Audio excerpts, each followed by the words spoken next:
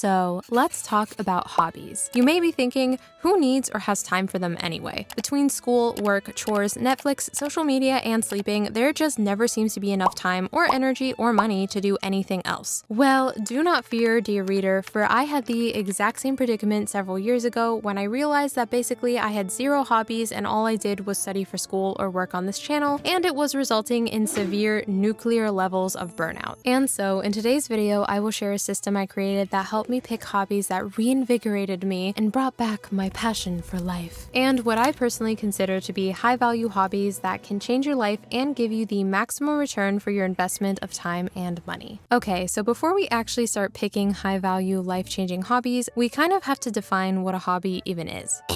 So according to the Oxford Language Dictionary, a hobby is an activity done regularly in one's leisure time for pleasure. Okay, so now that we've defined a hobby, it's kind of important to understand why you should even have or prioritize one, because to be honest, from the ages of like 14 to 20, I honestly thought hobbies were pretty much a waste of time and pointless, especially because I was just so busy with school and trying to get into a top college, so I felt like all of my time should be dedicated to studying. But breaking news, it turns out that when you don't have an outlet or activity with zero stakes and that is purely for fun, eventually you can start to get extremely burned out and resent your job, school, life, etc. because you basically have nothing that recharges your mental and physical health. So yeah, according to Harvard Health and a Nature Medicine study, people who have hobbies reported better health, more happiness, fewer symptoms of depression, and higher life satisfaction. And if you're not convinced yet that hobbies are worth your time, according to Johns Hopkins Medicine, hobbies may even make you a better student or worker, as a study found that Nobel Prize winners were far more likely to have committed hobbies than the general public or other scientists. Alrighty, so now that we know that hobbies have tons of benefits and are not actually useless, how do we pick which ones to do? Because lately, I keep seeing hobby videos popping up in my feed about high-value hobbies and attractive hobbies, and there's like dozens of lists of hobbies, blah blah blah, and it got me thinking, what on earth constitutes a high-value hobby, and which hobbies then give the most return on investment, so to speak, for your time, money, and energy? Well, according to my research, hobbies can generally fall into 4 categories or benefits: physical, mental/intellectual, social, and creative. Physical hobbies basically boost your physical fitness level and get you to move around and use your body. Mental/intellectual hobbies benefit your brain by helping it relax or de-stress, or by improving your cognitive abilities, intelligence, knowledge, problem-solving skills, etc. Social hobbies help you interact with other people interested in the same things and gain new friends or a community, which is crucial in a time when we are becoming lonelier and more disconnected than ever before. And creative hobbies help you use your creativity and gain a skill to actually gift others your creations or an experience, like a performance. So what exactly then are high-value hobbies if they're not just like any regular old hobby? Well, you see, some hobbies can actually give you numerous benefits and check off several categories, and so my personal definition of a high-value hobby is a hobby that checks off at least 3 of 4 of the benefits of hobbies. And by the way, I thought super hard and I could only think of one hobby, one diamond of the season that checks off all 4 boxes,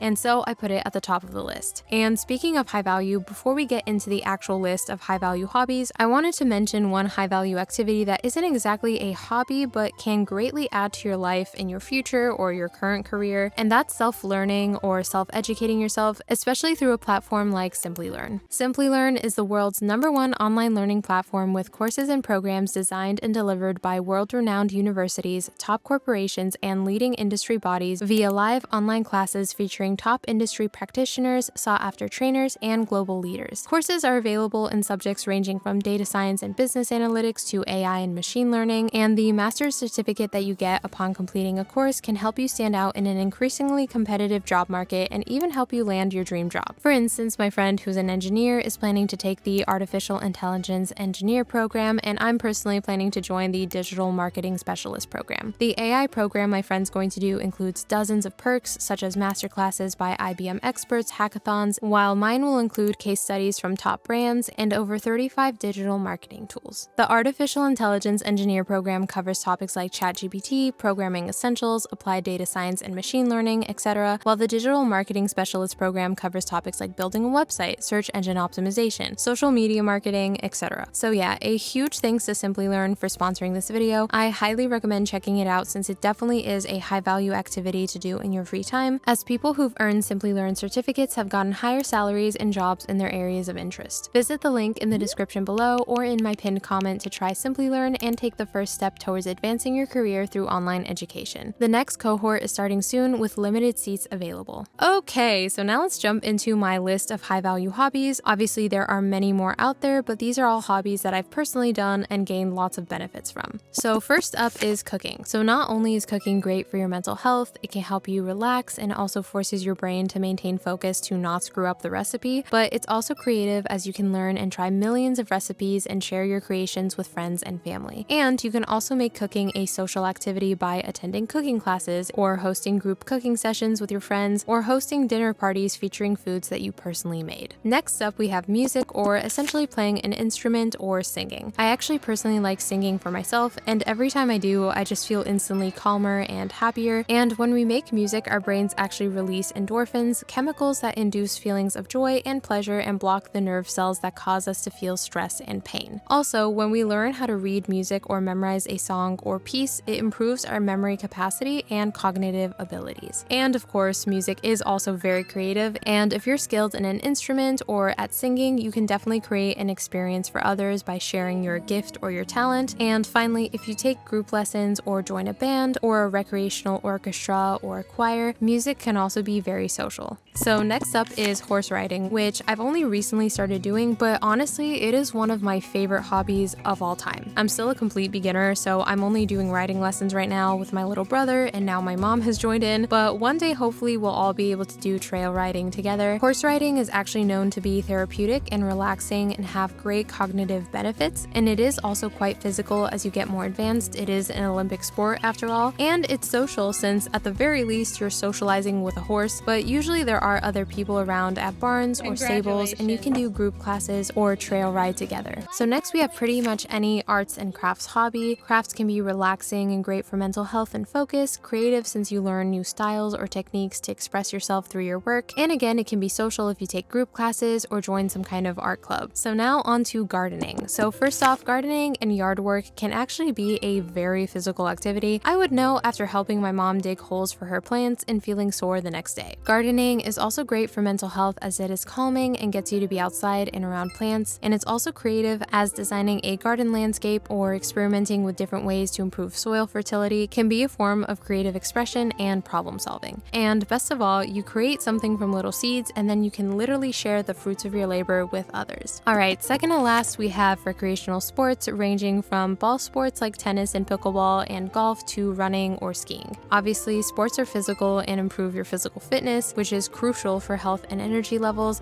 especially if you study a lot or have a job where you're sitting all day. Then of course there are the mental benefits of sports, as sports not only improve mental health due to endorphins released, but also help you reset your brain from anxious thoughts because a sports game forces your mind to be present in the moment and concentrate on what you're doing. And of course, sports can also be social as well, as you can join a local running club or pickleball group or a tennis league and meet new people that also love the same sport as you. Alright, now drumroll please, presenting the diamond of the season and highest value hobby that checks off all 4 boxes: dancing. Dancing is definitely very physical, has great mental health benefits, and also improves your memory as you have to memorize and learn new moves and choreography. It's definitely social if you join a group class or studio or dance in pairs, and it's inherently creative as you can use it to express your emotions or come up with new choreography, and you can also share your dancing skills in recreational group performances, in ballroom dancing or at special events, or even at the club or parties with your friends. Okay, so now that we've gone through the high value hobby list, I quickly want to say that just because I didn't mention hobbies like journaling, learning a new language, reading, gaming, videography, photography, etc., does not mean that I think they're worthless or bad hobbies, considering that I've done all of them at some point. Even if a certain hobby doesn't check off 3 of 4 of the criteria to be high value, if you love it and you feel you gain benefits from it, that is hands down the most important thing to take into consideration when choosing and sticking to a hobby. But hopefully this list gave you an idea for which hobbies can give you the most bang for your buck with your limited time, money, and energy. And if you ever feel like you just don't have enough time for your hobbies, be sure to check out my time management tips video that I posted a few weeks ago. You can also screenshot this, but here are some ways I make more time for my hobbies even when I'm insanely busy. In one's leisure time for